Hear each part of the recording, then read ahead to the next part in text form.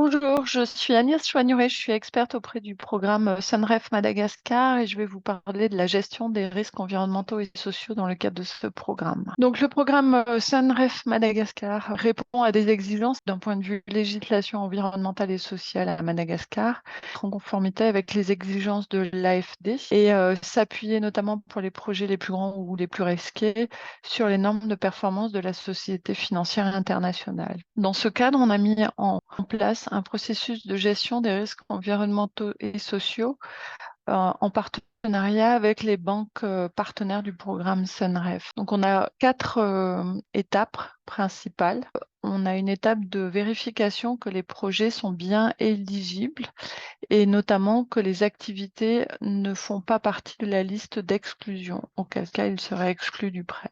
Ensuite, en deuxième lieu, on procède à une fiche de catégorisation des projets en fonction du niveau de risque environnemental et social. On classe les projets en classe A et B qui vont nécessiter une analyse plus approfondie et la mise en place d'un plan d'action environnementale et sociale.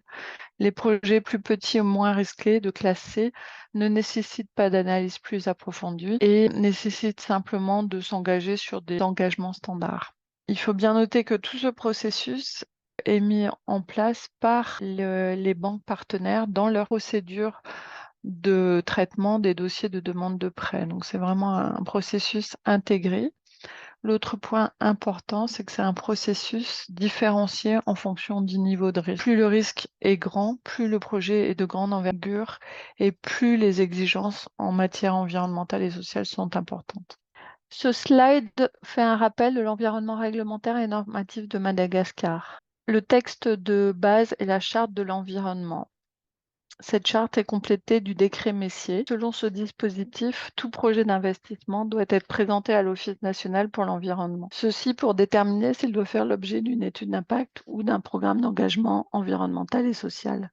Il est rappelé aussi que les projets sont soumis aux autres textes de la législation malgache. En ce qui concerne le cadre international, il a été décidé de s'appuyer sur les normes de performance environnementale et sociale de la Société financière internationale. Pour rappel, la SFI fait partie de la Banque mondiale et gère les demandes de crédit de clients privés. Il a donc été décidé que ces normes sont bien adaptées pour le secteur privé.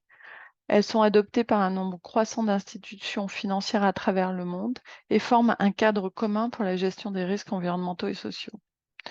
Ces normes s'accompagnent de notes d'orientation, directives et manuels qui sont très utiles pour améliorer la planification et la gestion des projets. Les normes de performance environnementale et sociale sont au nombre de 8. La première est transversale et générale, c'est-à-dire qu'elle jette les grandes lignes de ce que doit être le système de gestion environnementale et sociale des projets. Ensuite, il y a des normes qui sont plus sectorielles. Donc, on a main-d'œuvre et conditions de travail, utilisation rationnelle des ressources et prévention de la pollution, santé, sécurité et sûreté des communautés, acquisition de terres et réinstallation involontaire, conservation de la biodiversité et gestion durable des ressources naturelles vivantes, peuples autochtones et patrimoine culturel.